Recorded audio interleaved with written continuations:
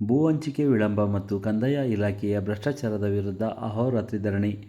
ಭಾರತದ ಸಂವಿಧಾನದ ಆಶಯಗಳಾದ ಸಮಾನ ಭೂ ಹಂಚಿಕೆ ಮತ್ತು ರೈತರ ಹಕ್ಕುಗಳು ಚನ್ನಪಟ್ಟಣ ತಾಲೂಕಿನಲ್ಲಿ ಇಂದು ಹಳ್ಳ ಹಿಡಿದಿವೆ. ನನ್ನ ಭೂಮಿ ಅಭಿಯಾನದ ಹೆಸರಿನಲ್ಲಿ ಸರ್ಕಾರದ ದೊಡ್ಡ ಮಟ್ಟದ ಪ್ರಚಾರ ಪಡೆಯುತ್ತಿದ್ದರೂ ತಾಲೂಕಿನ ಸಾವಿರಾರು ಬಡ ರೈತರು ಇಂದಿಗೂ ಸಹ ಹಕ್ಕುಪತ್ರ ಮತ್ತು ಪೋಡಿ ದುರಸ್ತಿಗಾಗಿ ತಾಲೂಕು ಆಡಳಿತ ಕಚೇರಿಗೆ ಅಲೆಯುತ್ತಿದ್ದಾರೆ.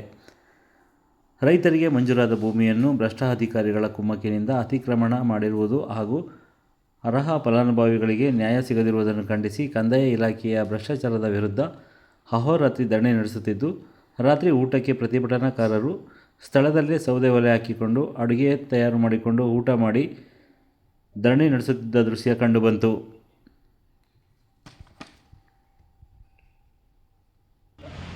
ನನ್ನ ಹೆಸರು ಶ್ರೀಕಾಂತ್ ಅಂತೇಳಿ.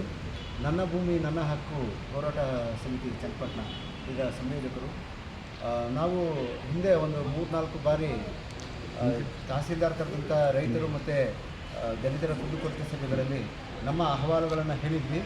ಆದರೂ ಸಹ ಅವರು ಯಾವುದೇ ರೀತಿಯಾದ ಸೂಕ್ತವಾಗಿ ಸ್ಪಂದಿಸ್ತಿರಲಿಲ್ಲ ಮತ್ತು ಹಲವಾರು ಮನವಿಗಳನ್ನ ಕೊಟ್ಟಿದ್ವಿ, ಹಾಗಾಗಿ ಸ್ಪಂದಿಸ್ತಿರಲಿಲ್ಲ.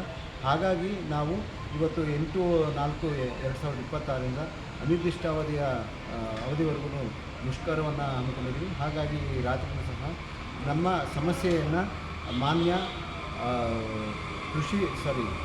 ಕಂದಾಯ ಸಚಿವರು ಬಂದು ಆಲಿಸಿ ಪರಿಹಾರ ಮಾಡಿಕೊಡುವವರೆಗೂ ನಾವು ಈ ಧರಣಿಯನ್ನು ನಿಲ್ಲಿಸಲ್ಲ. ಅಲ್ಲಿ ತನಕ ನಾವು ಹೋರಾಟ ಮಾಡೇ ಮಾಡ್ತೀವಿ. ಈಗ ಇಲ್ಲಿ ಸ್ಥಳೀಯ ಅಧಿಕಾರಿಗಳು ನಿಮ್ಮನ್ನು ಯಾರಾದರೂ ಭೇಟಿಯಾಗಿದ್ರಾ? ಏನಾದರೂ ವಿಚಾರ ಹೇಳಿದಾರಾ? ನಾವು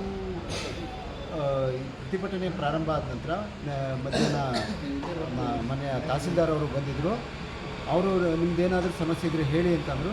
ಸರ್, ನಿಮಗೆ ತುಂಬ ಬಾರಿ ನಮ್ಮ ಸಮಸ್ಯೆಗಳನ್ನ ಹೇಳ್ಕೊಂಡಿದ್ದೀವಿ, ಆದರೂ ನೀವು ಯಾವುದೋ ಸೂಕ್ತವಾದಂಥ ಪರಿಹಾರನ ಮಾಡಿಕೊಟ್ಟಿಲ್ಲ. ಹಾಗಾಗಿ ನಿಮ್ಮ ಮೇಲಧಿಕಾರಿಗಳು ಅಥವಾ ಸಚಿವರು ಬಂದರೆ ಮಾತ್ರ ನಾವು ಅವ್ರ ಹತ್ರ ಮಾತಾಡ್ತೀವಿ ಅಂತ ಹೇಳಿದ್ವಿ.